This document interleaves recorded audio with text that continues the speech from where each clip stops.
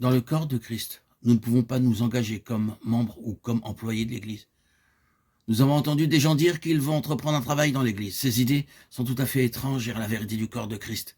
Nous ne pouvons pas rejoindre le corps de Christ.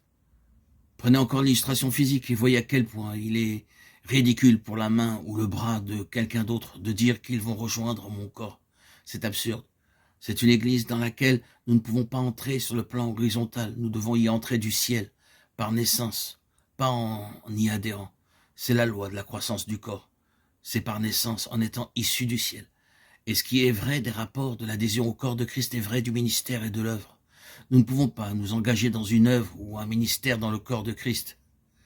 Quand nous avons quelque chose qui est vraiment spirituel, représentant de façon adéquate la pensée du Seigneur, les gens de l'extérieur ne peuvent pas y entrer et commencer à servir. Ils doivent entrer par l'Esprit Saint, dans la révélation qui est là, présente, et y entrer sur la base de l'expérience. Vous ne pouvez pas inviter des prédicateurs à venir prêcher. La communion dans ce ministère est celle de la révélation, c'est-à-dire que vous êtes entrés en cela sur le même fondement, de la même manière, et que vous y êtes nés d'en haut. C'est la seule base du ministère du corps. L'Église organisée peut faire tout ce qu'elle veut, mais pas le corps de Christ. Son ministère vient essentiellement d'en haut, et n'est pas lié à une chose extérieure. Ainsi, nous ne pouvons pas joindre l'Église dans le sens du Nouveau Testament. Nous ne pouvons pas entreprendre une œuvre de l'Église dans le sens du Nouveau Testament. Nous devons en être une partie organique. Et la révélation de la vérité du corps n'a aucune place pour tel système qui nomme des ministres et des ouvriers de manière mécanique et officielle.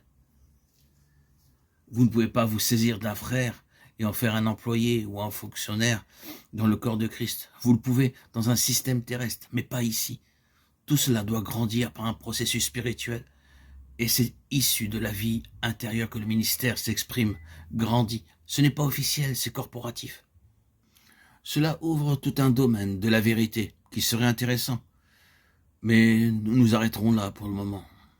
Et demanderons au Seigneur de nous en accorder la révélation si nous ne l'avons pas reçue, car si nous en parlions davantage, tout cela deviendrait seulement pour nous un enseignement de plus.